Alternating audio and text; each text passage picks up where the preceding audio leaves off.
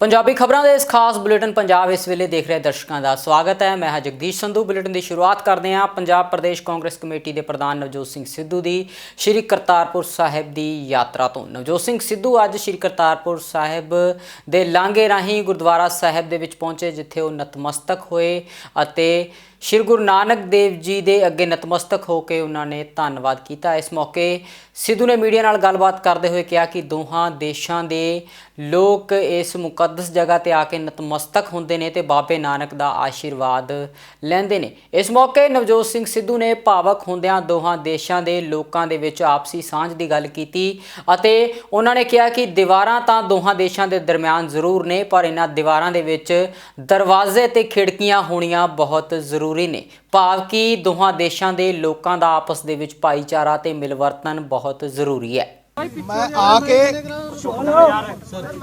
तुहाडे नाल विचारां साझीआं करांगा। जान लगे सिर्फ इक्को गल कहनी है,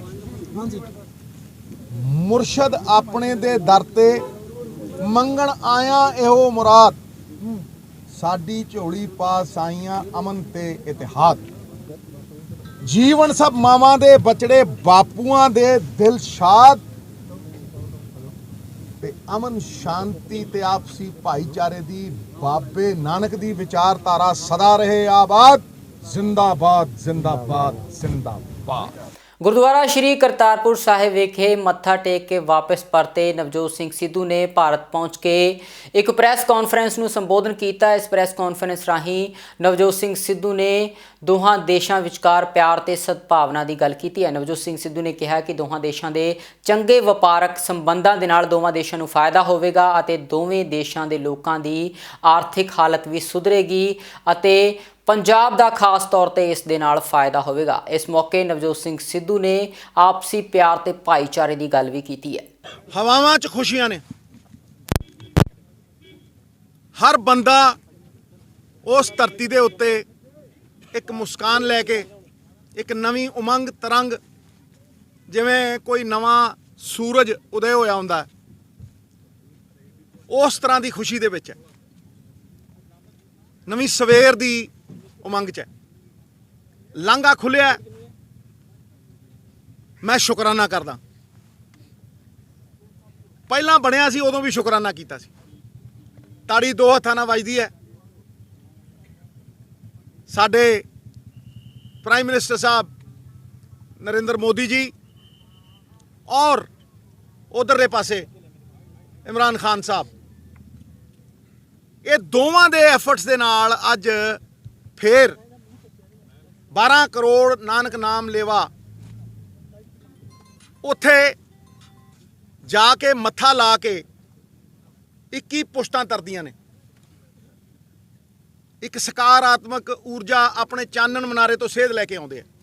मैं वो गल करदा जिहड़ी ना सिर्फ 3 करोड़ पंजाबियों की जिंदगी बदल सके, बल्कि लोकां नूं खुशहाल कर सके, इकनॉमिक प्रॉस्पैरिटी लिया सके, इज्जत दी रोटी दे सके, एक नूं नहीं कईयां नूं। पंजाब के मुख्यमंत्री चरणजीत सिंह चन्नी ने अज एक प्रैस कॉन्फ्रेंस को संबोधन करते हुए केंद्र सरकार द्वारा खेती बिलों को वापस लैण के ऐलान ते किसानों को मुबारकबाद दी है। चन्नी ने कहा है कि हाले चौकन्ने रहने की जरूरत है। जदों तक खेती कानून रद्द नहीं होंदे किसानों को अपना संघर्ष जारी रखना चाहिए। इस दे नाल ही उन्होंने MSP उपर भी कानून बनाउण की हिमायत की है। जिहड़ा कि साडा अन्नदाता है उसनूं भखारी बनाउण दी जिहड़ी सोच है उस दे खिलाफ इह संघर्ष जिहड़ा होया संयुक्त मोर्चा दा अज उस दी जिੱਤ होई है। मैं संयुक्त मोर्चा नूं, खेत मजदूरां नूं, किसानां नूं, पंजाब दे लोकां नूं, देश दे लोकां नूं, डेमोक्रेटिक सिस्टम नूं बधाई दिना जिहड़ा कि यह कानून वापस ले गए है। वापस अजे होने है। जद तक ये वापस नहीं होंदे सानूं पहरा देण दी लोड़ है, सानूं चकन्ने रहण दी लोड़ है। ये ना हो कि जी लड्डू मुक गए, यार ने टुट गए, भैड़ी यारी लड्डूआं दी, वोटां वोटां तक सीमित ना रहण। लोग ये कानून वापस तो होने हैं ते MSP जिहड़ा वो कानून दे रूप विच मिले।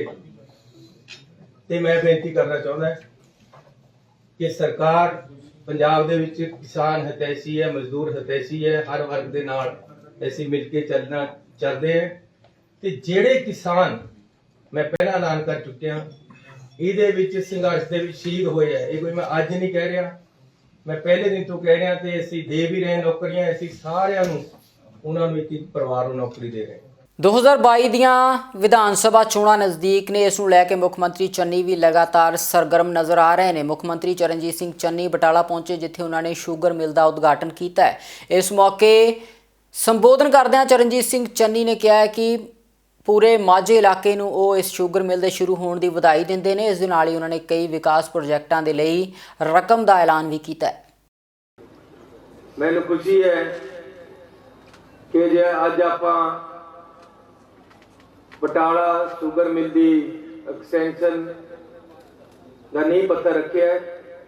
ਗੰਨਾ ਪੀੜਿਆ ਜਾਏਗਾ, ਕਿਸਾਨੀ ਨੂੰ ਤਕੜਾ ਕਰਾਂਗੇ, ਕਿਉਂਕਿ ਕਿਸਾਨੀ ਦੇ ਵਿੱਚ ਮੈਨੂੰ ਪਤਾ ਕਿਸ ਤਰ੍ਹਾਂ ਹੁੰਦਾ, ਕਿਸ ਤਰੀਕੇ ਦੇ ਨਾਲ ਰਾਤ ਨੂੰ ਸਾਰੀ ਰਾਤ ਡਿੱਗੀ ਜੋ ਪਾਣੀ ਨੂੰ, ਜਿੰਨੇ ਨੂੰ ਖਾਲ ਗਿੱਲੀ ਹੁੰਦੀ ਹੈ, ਇਹਨਾਂ ਨੂੰ ਮਿੱਠੇ ਬਿਜਲੀ ਚਲੀ ਜਾਂਦੀ ਹੈ। ਇਹ ਕੰਮ ਬੰਦ ਕਰਨਾ ਮੈਂ। ਕਾਂਗਰਸ ਦੀ ਸੀਨੀਅਰ ਆਗੂ ਪ੍ਰਿयंका ਗਾਂਧੀ ਨੇ ਇੱਕ ਪ੍ਰੈਸ ਕਾਨਫਰੰਸ ਨੂੰ ਸੰਬੋਧਨ ਕੀਤਾ ਹੈ ਲਖਨਊ ਵਿਖੇ। ਇਸ ਪ੍ਰੈਸ ਕਾਨਫਰੰਸ ਨੂੰ ਸੰਬੋਧਨ ਕਰਦਿਆਂ ਪ੍ਰਿयंका ਗਾਂਧੀ ਨੇ ਪ੍ਰਧਾਨ ਮੰਤਰੀ ਨਰਿੰਦਰ ਮੋਦੀ ਨੂੰ ਲਿਖੀ ਇੱਕ ਚਿੱਠੀ ਨੂੰ ਪੜ੍ਹ ਕੇ ਸੁਣਾਇਆ ਹੈ।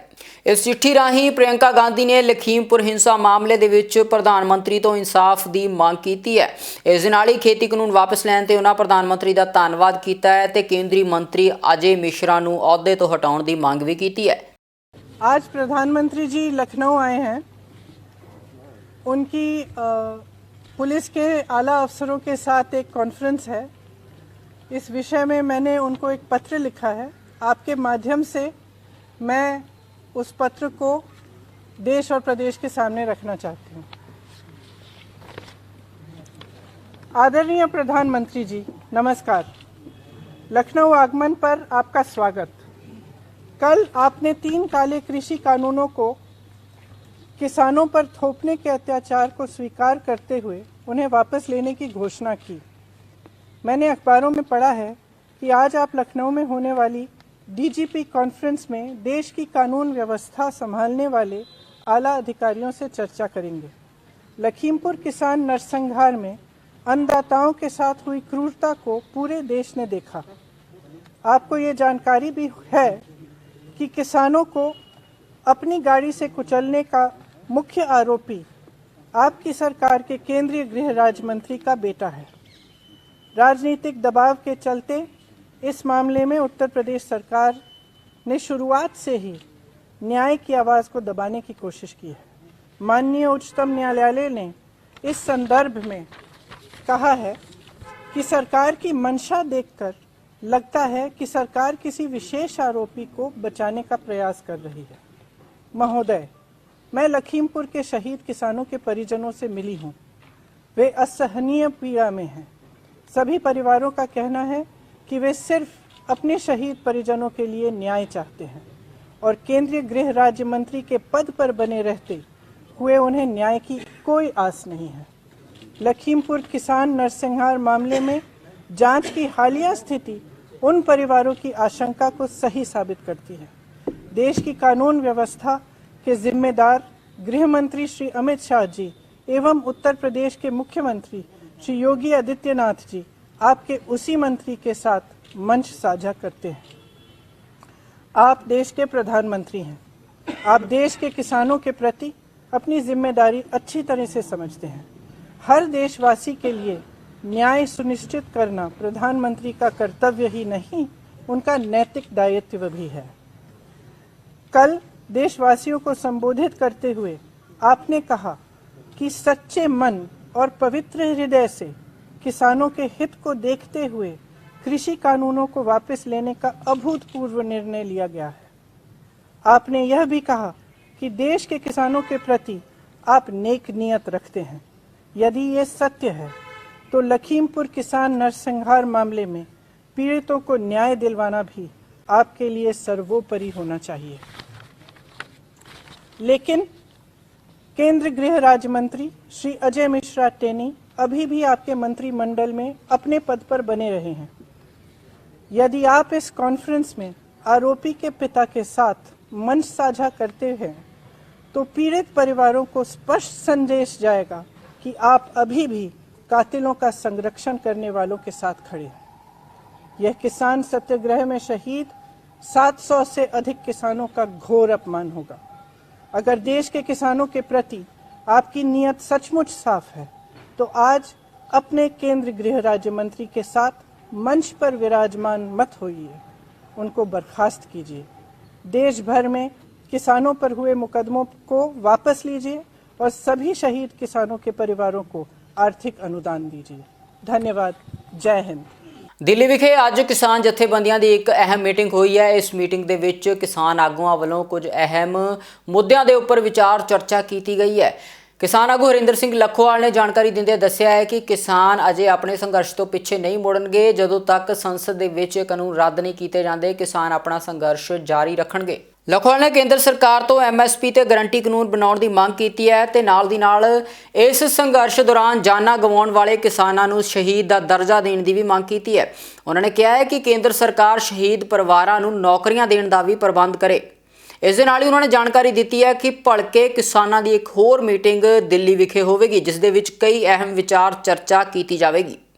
ਪ੍ਰਧਾਨ ਮੰਤਰੀ ਮੋਦੀ ਜੀ ਨੇ ਕੱਲ ਗੁਰੂ ਨਾਨਕ ਦੇਵ ਜੀ ਦੀ ਪ੍ਰਕਾਸ਼ ਉਤਸਵ ਦੇ ਉੱਪਰ ਜੋ 3 ਕਾਲੇ ਕਾਨੂੰਨ ਇਹਨਾਂ ਨੇ ਗਲਤੀ ਦੇ ਨਾਲ ਬਣਾ ਦਿੱਤੇ ਸੀ, ਉਹਨਾਂ ਨੂੰ ਵਾਪਸ ਲੈਣ ਦਾ ਐਲਾਨ ਕੀਤਾ। ਅਸੀਂ ਸਵਾਗਤ ਕਰਦੇ ਹਾਂ ਵੀ ਦੇਰ ਆਏ ਦੁਰਸਤ ਆਏ, ਵੀ ਘੱਟੋ ਘੱਟ ਗੁਰੂ ਨਾਨਕ ਦੇਵ ਜੀ ਨੇ ਇਹਨਾਂ ਨੂੰ ਸੋਝੀ ਦਾ ਬਖਸ਼ੀ ਵੀ ਇਹਨਾਂ ਨੇ ਇਹ ਜਿਹੜੇ ਕਾਨੂੰਨ ਨੇ ਵਾਪਸ ਲੈ ਲੈਣੇ।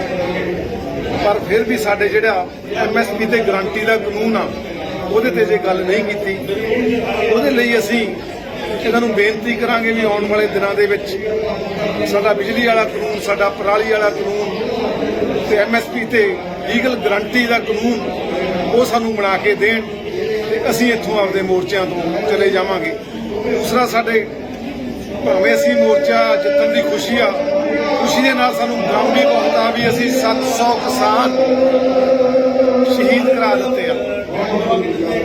ਪਰ ਜਿਹੜੀਆਂ ਲੜਾਈਆਂ ਹੁੰਦੀਆਂ ਨੇ ਉਹ ਸ਼ਹਾਦਤਾਂ ਤੋਂ ਬਾਅਦ ਹੀ ਜਿੱਤੀਆਂ ਜਾਂਦੀਆਂ ਨੇ। ਭਾਵੇਂ ਕੋਈ ਲੜਾਈ ਹੋਵੇ, ਆਜ਼ਾਦੀ ਦੀ ਲੜਾਈ ਹੋਵੇ, ਭਾਵੇਂ ਕਾਨੂੰਨਾਂ ਦੀ ਲੜਾਈ ਹੋਵੇ, ਅਸੀਂ ਸ਼ਹਾਦਤਾਂ ਦਿੱਤੀਆਂ ਤੇ ਲੜਾਈ ਜਿੱਤੀ ਆ। 700 ਕਿਸਾਨ ਸਾਡੇ ਸ਼ਹੀਦ ਹੋ ਗਏ ਨੇ।